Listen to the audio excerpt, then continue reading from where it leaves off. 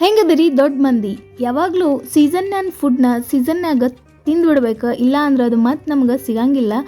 ಅದಕ್ಕೆ ಇವತ್ತು ಕುಷ್ಬಿ ಹೊಲಕ್ಕೆ ಹೋಗಿದ್ವಿ. ಕುಷ್ಬಿ ಹೊಲ ಅದು ನಮ್ದಲ್ಲ, ಹೊಲ ಬೇರೆದವ್ರದ್ದು, ಯಾರ್ದನ ಗೊತ್ತಿಲ್ಲ. ಬಟ್ ರೋಡ್ನಾಗ ಸಿಕ್ತು ನಮಗೆ ಕುಷ್ಬಿ ಹೊಲ. ಅದಕ್ಕೆ ನಾವು ಕುಷ್ಬಿ ಸೊಪ್ಪನ್ನ ತೊಗೊಂಬಂದು ಇದನ್ನು ಪಲ್ಯ ಮಾಡೋನು. ಕುಷ್ಬಿ ಎಣ್ಣಿಲೆ ಅಡುಗೆ ಮಾಡಿದ್ರನ ಅಷ್ಟು ರುಚಿ ಇರ್ತೈತಿ. ಇನ್ನು ಕುಷ್ಬಿ ಸೊಪ್ಪು ತಿಂದ್ರೆ ಎಷ್ಟು ರುಚಿ ಇರಂಗಿಲ್ಲ ಹೇಳ್ರಿ ನೀವು. ಇದನ್ನು ಎಲ್ಲ ಹೆಚ್ಚಿ ಕುಕ್ಕರ್ನಾಗ ಹಾಕಬೇಕು. ಫಸ್ಟ್ ತೊಳೆದು ಮರಿಬೇಡ್ರಿ. ಆಮೇಲೆ ನೀರು ಹಾಕಿ ಇದನ್ನ ಒಂದು ವಿಸಲ್ ಅಷ್ಟೇ ಕೂಗಿಸ್ಕೋಬೇಕು. ಆಮೇಲೆ ಇದನ್ನು ಸ್ವಲ್ಪ ತಣ್ಣೀರು ಹಾಕಿ ಈ ಥರ ಹಿಂಡಿ ಎಲ್ಲ ನೀರನ್ನ ಸಪ್ರೇಟ್ ಮಾಡಿ ಸೊಪ್ಪನ್ನಷ್ಟೇ ಈ ಥರ ಎಲ್ಲನೂ ಹಿಂಡಿ ಇಟ್ಕೋಬೇಕು.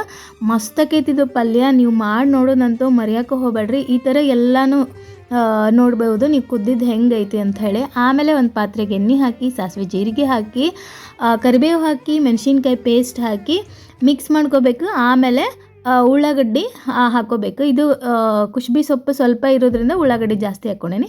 ಆಮೇಲೆ ರುಚಿಗೆ ತಕ್ಕಷ್ಟು ಉಪ್ಪು, ಅರಿಶಿನ ಮತ್ತು ಧನಿಯಾ ಪುಡಿ ಹಾಕಿ ಮಿಕ್ಸ್ ಮಾಡ್ಕೋಬೇಕು. ಚೆಂದಾಗಿ ಮಿಕ್ಸ್ ಮಾಡ್ಕೊರಿ ಇದನ್ನು. ಆಮೇಲೆ ಸೊಪ್ಪು ಹಾಕಿ ಮಿಕ್ಸ್ ಮಾಡ್ಕೊರಿ. ಕುಷ್ಬಿ ಸೊಪ್ಪು ಈ ಥರ ಹಿಂಡಿಟ್ಕೊಂಡ್ರಷ್ಟೇ ಚಲೋ ಆಕೈತಿ.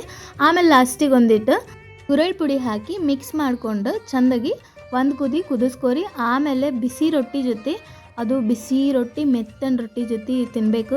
ಭಾಳ ಚಲೋ ಆಕೈತಿ. ನೀವು ಮಾಡಿ ನೋಡ್ರಿ ಬಿಸಿ ರೊಟ್ಟಿ ಜೊತೆ, ಮಸ್ತ್ ಮಜಾ ಮಾಡಿರಿ.